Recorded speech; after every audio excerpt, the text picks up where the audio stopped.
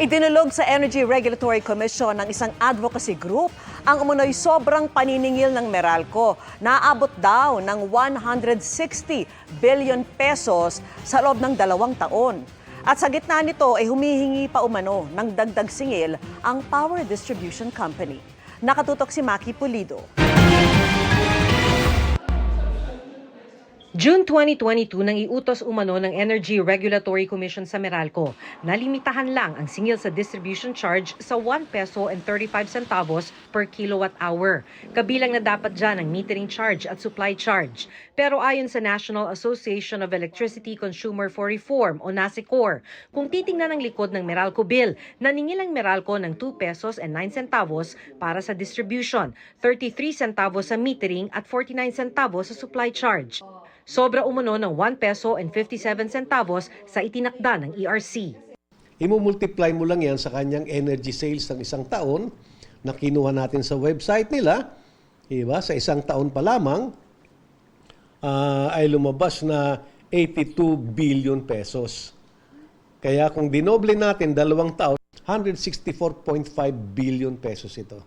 Ang ibig sabihin nito sa electric bill ni Josel, sobra ng 1,122 pesos ang siningil sa kanya ng Meralco. Galing yan sa pagmultiply ng 1 peso and 57 centavos na di umano'y overcharge sa 715 kilowatt hour na kinonsumo niyang kuryente. Pagkain araw-araw, dapat doon po mapunta yun. Illegal umano ang sobrang paniningil na ito ayon sa NASECOR, kaya sumulat na ito sa ERC. Malaki ang dagok nito, malaking epekto nito sa kanilang prangkisa. Dapat ka ba bang pagtiwalaan ng mga tao?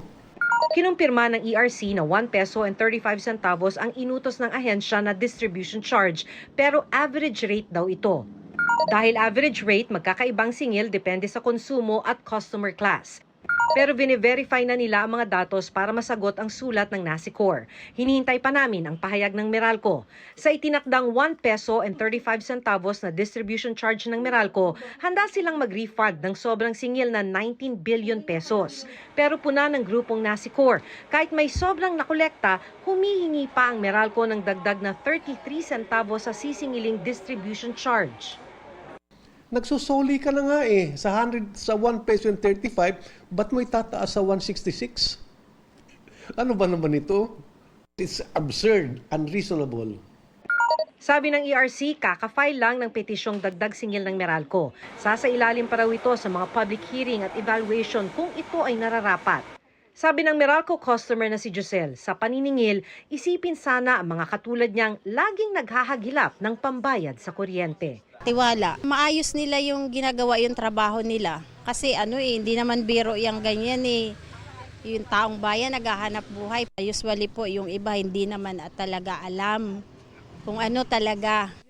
Para sa GMA Integrated News, Maki Pulido, Nakatutok, 24 oras.